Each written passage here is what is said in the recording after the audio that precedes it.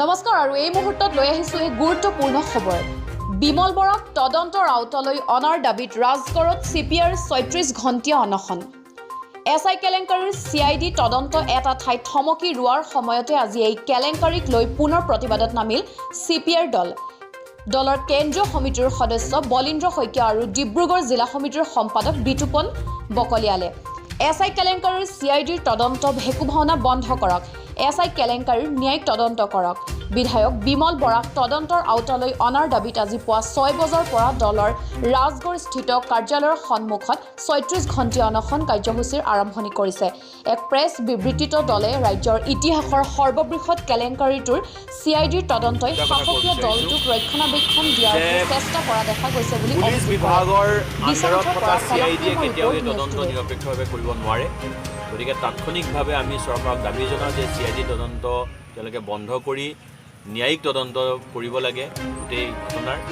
২ নম্বৰতে টিংখং সমষ্টিৰ বিধায়ক বিমল বৰাৰ নাম ইয়াত সাঙুৰ খাইছে। তেওঁ এটা শিবিৰ অনুষ্ঠিত কৰিছিল য'ত বিভিন্ন ঠাইৰ পৰা প্ৰাৰ্থীবিলাকে আহি সেই শিবিৰত অংশগ্ৰহণ কৰিছিলে আৰু সেই শিবিৰত যি প্ৰশ্নকাকত দিয়া হৈছিল তাৰ বহু মূল প্ৰশ্নকাকতৰ সৈতে আছিলে। গতিকে এতিয়ালৈকে কোনো ধৰণৰ তদন্তৰ আওতাত বিমল বৰাক অনা নাই। গতিকে ন্যায়িক তদন্ত ঘোষণা কৰি বিমল বৰাক তদন্তৰ আওতালৈ আনিব লাগে, এই দাবীত আমি অনশন কাৰ্যসূচী অনুষ্ঠিত কৰিছোঁ।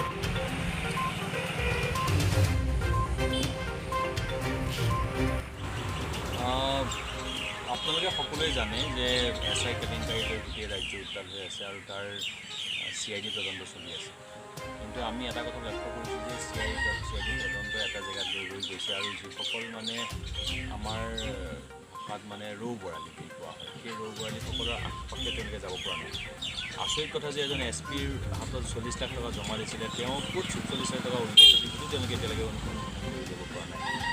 আৰু চবতকৈ ডাঙৰ কথা যে টিংখং সমষ্টিৰ বিধায়ক বিমল বৰাৰ নাম SI কেলেংকাৰীত সচেতন ৰাইজে গোটেই অসমৰ গণতান্ত্ৰিক মহলে দাবী কৰিছে যে বিমল বৰাক তদন্তৰ আওতালৈ আনিব লাগে আৰু শূন্য সহনশীলৰ ক্ষেত্ৰত যিটো নীতি তেওঁ ঘোষণা কৰিছে আমি দেখা পাইছোঁ যে এতিয়া তেওঁ নিজৰ মানে ৰাইট হেণ্ডৰ ক্ষেত্ৰত তেওঁ শূন্য সহনশীল নীতিক জ্বলাই দিছে।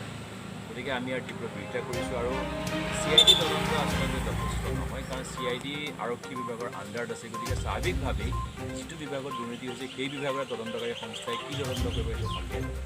গতিকে আমি দাবী কৰিছোঁ যে CID তদন্ত নহয়, এটা ন্যায়িক তদন্ত হ'ব লাগে, বিমল বৰাক তদন্ত আওতালৈ আনিব লাগে আৰু শূন্য সহনশীলৰ যিটো দুৰ্নীতিৰ ক্ষেত্ৰত নীতি ঘোষণা কৰিছিল আমাৰ মুখ্যমন্ত্ৰী মহোদয়ে তাত তেওঁ